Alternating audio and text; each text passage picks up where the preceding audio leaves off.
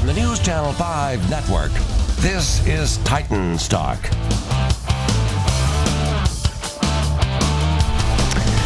Hey there and welcome in. This is Titans Talk. The season is underway. The Titans, a loser on Sunday to the Oakland Raiders by a final of 26-16 over at Nissan Stadium, which officially makes today Overreaction Monday for a lot of people. I think there were a lot of people who walked out of Nissan Stadium yesterday disappointed, and rightfully so.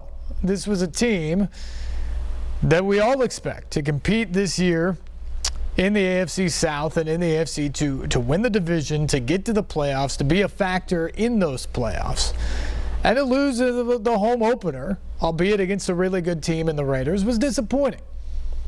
That said, some of the things I've seen on Twitter and in other places have been kind of frustrating in terms of the responses. It is only one game against a really good team. I mean, the Titans and Raiders are two of the better teams, at least on paper, in the entire National Football League. And yesterday they played a clean game, not a ton of penalties, no turnovers on either side of the ball. I mean, this was just a physical, good football game. Raiders made a few more plays, had a couple less mistakes than the Titans did, especially on special teams in that game. And they came out with a win. Big win for Jack Del Rio, for Derek Carr and that team. And yeah, you want to get that win at home if you're the Titans. But that is not the end of the world by any means. There's still a ton of football left to be played.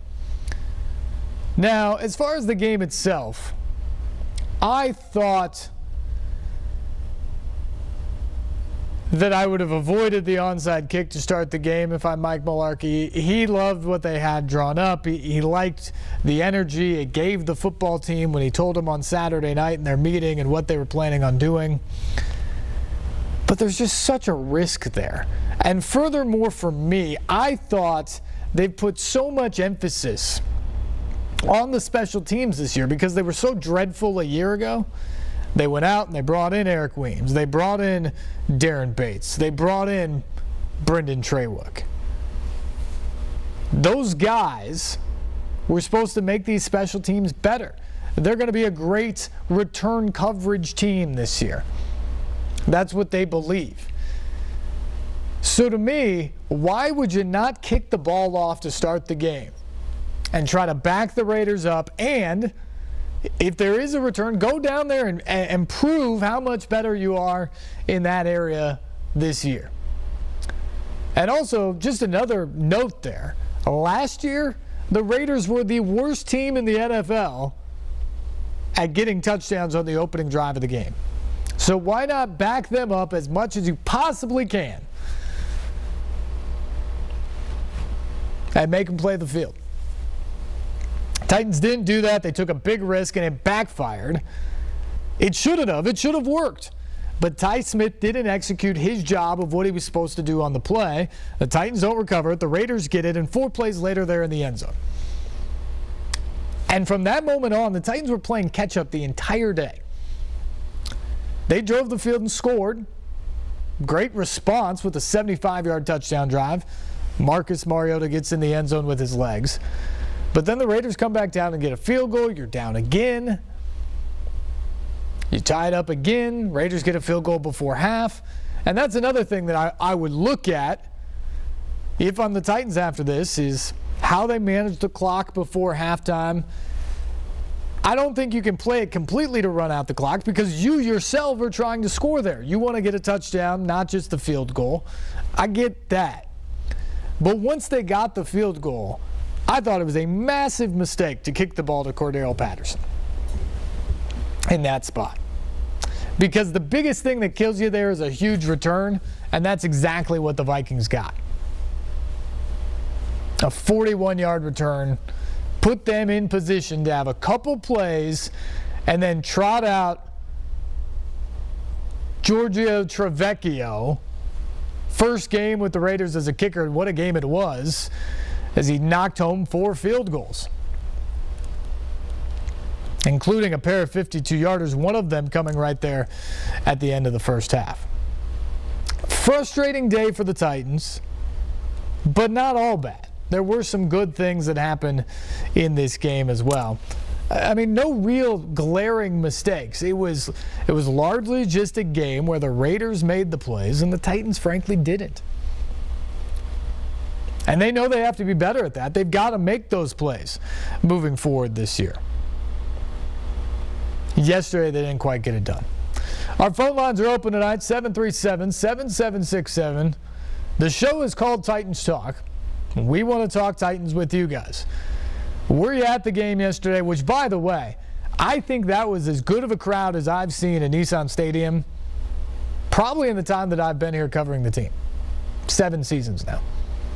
There's an announced crowd right at 69,000, right at the sellout marker for the Titans. And I thought it was a good crowd. Maybe you could give them a few more things to cheer about during the course of the game.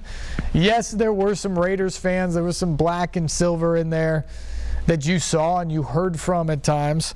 But largely, I thought it was a good crowd. I thought it was a good atmosphere, and I think we're going to see more of that this year with this Titans team.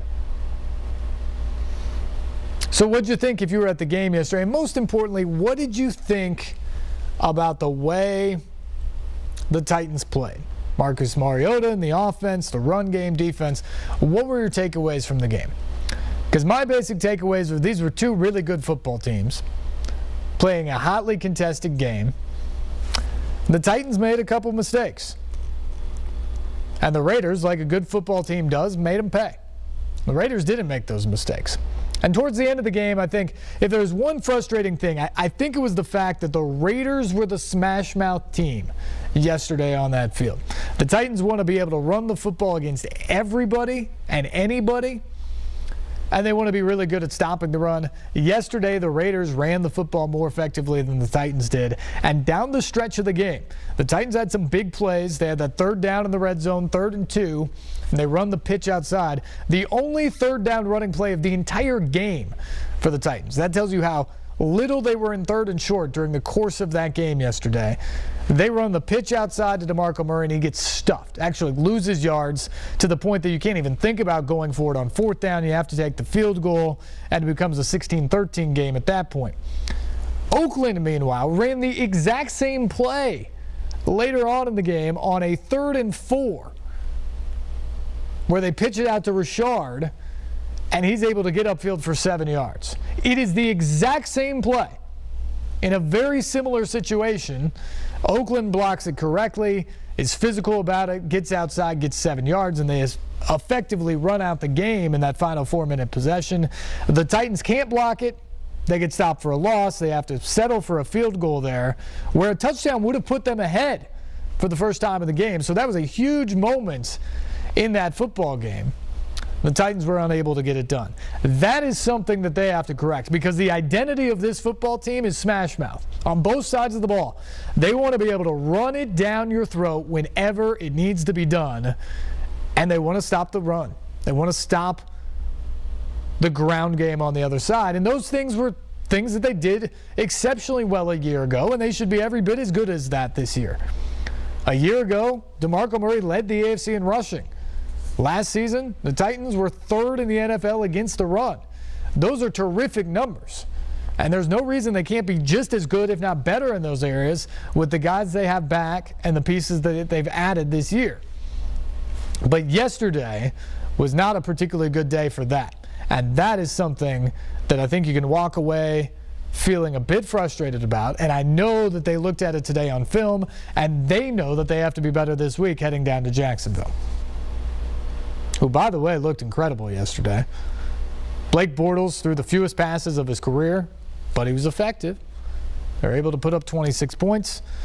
The defense was very good yesterday. They got 10 sacks against Tom Savage and Deshaun Watson, really stymied that Houston offense. And you look around the division after one day. Titans a frustrating loss, but I still think very high hopes. All of a sudden, Jacksonville's got some confidence with the way they played in Week 1, going on the road, beating the defending division champion and doing it in emphatic fashion. Houston's got some real questions. Is Deshaun Watson healthy, one? And if he is, can he go Thursday night, quick turnaround, against Cincinnati? How does that stack up? And then Indianapolis just got pummeled yesterday in Los Angeles against the Rams. Do they have any chance without Andrew Luck? My answer would be no. If he doesn't come back and doesn't come back soon, the Colts season's done. You're talking about a 3-team race at that point. If the Colts don't have Andrew Luck, they may be the worst team in football. So we'll see. We'll see what his health is. We'll see how this division shakes out. But all of a sudden, a big one for the Titans now, coming up Sunday down in Jacksonville. Phone lines are open. As we said, 737-7767. Call us up. Let's talk about this game yesterday. Let's talk about where the Titans go from here. And we begin tonight with Roger. Roger, thanks for the call. You're first up on Titans Talk. How y'all doing? How you doing? Doing well. Thanks. I was really disappointed, but 3 out of the 4 preseason games they didn't play well, and I'm disappointed with Mariota. He doesn't seem to be able to throw the ball with any accuracy down the field. Like deep plays. And when he runs out to his right, he throws it into the ground a lot, and it just seemed like I don't know. I think they play too conservative a lot of times, and when you're 3rd and 2, and you're trying to make a sweep and stuff, it just don't make no sense. And I'm not 100%. I want to be, but I'm not 100% sold on our quarterback. I really am. Well, I want to jump in on a couple things there. First off, with Marcus Mariota yesterday, he finishes the game 25 of 41. Pretty good rating. No touchdowns, no interceptions. Only got sacked once. 256 yards. He runs for a touchdown. Marcus Mariota is not the problem. When you talk about the downfield passing, and somebody else texted this to me yesterday during the game, here's something that I will tell you from film work and from talking with the coaches. A lot of the times when Marcus has been off down the field in this preseason and even last year, especially early in the year, when he's been off, it hasn't been his fault. It has been a young wide receiver running the wrong depth on the route, or potentially even just running the wrong route. And there were a couple moments yesterday when I certainly saw indications of that, of a young guy getting targeted and maybe not being in the right spot at the right time or at the right depth that he needed to have on a route. So Marcus Mariota has shown incredible accuracy down the field in his career. Last year, he was great. Think about the number of times he hit Rashard Matthews down the field last year. That's the type of quarterback he can be, and you expect him to be. Was yesterday his best game? No, but it was far from his worst game, and he was far from the problem there. I also don't think they were overly conservative. I mean, you're talking about a team that onside kicked the opening kickoff of the season. The last team to do that was the Eagles back in 2000. Now, the Eagles got theirs, so you can give them credit for that. The Titans didn't yesterday, and that's a big part of them playing from behind much of the day. But if anything, I might say that they played it overly aggressive yesterday. They went to the pass probably too soon and abandoned the run game. And a big part of that was the way the game played out. They were almost always playing from behind and needing to get back in the game to tie it or catch up to a deficit. But if anything, I thought they abandoned the run game and that pounding effort to just wear on the opponent too soon yesterday and went to the pass game. A 41-21 pass-run discrepancy, that's not the balance that this team wants to play with by any means. Roger, we appreciate the call tonight. Our phone lines are open, 737-7767. We want to get to your calls tonight. Let's go to line 2 and Brian. Brian, good evening. Hey, I was very disappointed yesterday. Okay. Very upset. All right. Why? Well, like you said, when they started the game like that, I was like, what the heck? And then, the number 1 runner, I think they should have just stuck with him and then brought in Henry for a couple of around the ends. And I don't see why I didn't go past more of the tight ends. And I'm still not sure about his leg. I don't know. I don't know what's going on. You didn't think he looked good on the 10-yard touchdown run where he was untouched? Yeah, that's fine. I'm talking about dropping back in the pocket and waiting for. I don't know if the receivers, the routes, but to drop back to the pocket thing, like the pro-style passer goes. I don't know what's going on. I thought it was not enough running. Maybe they should have brought in Henry. Well, I think DeMarco Murray got the bulk of the carries, and we appreciate the call yesterday. He got the bulk of the carries yesterday because he's the #1 running back. I think Derrick Henry probably didn't get the number of carries that they would have liked him to have because, again, they were playing from behind and didn't run enough. I think if there's a criticism to the play calling yesterday, it was that they abandoned the running game too quickly in a game that they were still very much in it throughout the course of really the entire second half. I mean, even in the fourth quarter, there's 5 minutes to go in the game. They've got a chance to get back in and win that ball game. For much of the second half, it felt kind of like a 2-minute offense where they were trying to pass down the field and get everything back at once. And I know NFL games are short. You don't get a lot of possessions, but this team, for it to be its best version of itself, has to be able to run the football and play that smash mouth style and have the passing game come off of it. Rhett Bryan was on the program last week from Titans Radio, and we talked about the Titans offense. And we were both in agreement because I think it is truly what the coaches would tell you, that just because they got Eric Decker and they drafted Corey Davis and Taywan Taylor, this is not a pass-first offense. This is an offense that wants to run the football first and foremost and have the pass play off of it. Yesterday, in the second half, this looked like an offense that was trying to be pass first. And I don't think that's the formula for them to win. Now, can Marcus Mariota win games with his arm? Absolutely. Do they have some weapons there at wide receiver now? Absolutely. But that's not the way they want to play. And I think they got into that a little bit too much yesterday. As far as Marcus Mariota himself goes, though, I thought the leg looked great. And I thought it looked great throughout the season. I thought his footwork in the pocket yesterday was as good as I've seen him this year. He's always been a little problematic with his footwork in the pocket. I thought at times in the preseason he had some real issues with that, which made me wonder, is he completely back? Does he completely trust the leg? I thought yesterday the footwork in the pocket for Mariota was splendid. And I think that alleviates a lot of your concern about what he can do in this passing game. Did he miss a couple throws? Sure. Everybody's going to miss a couple throws when you throw it 41 times. Did receivers maybe run a few poor routes for him?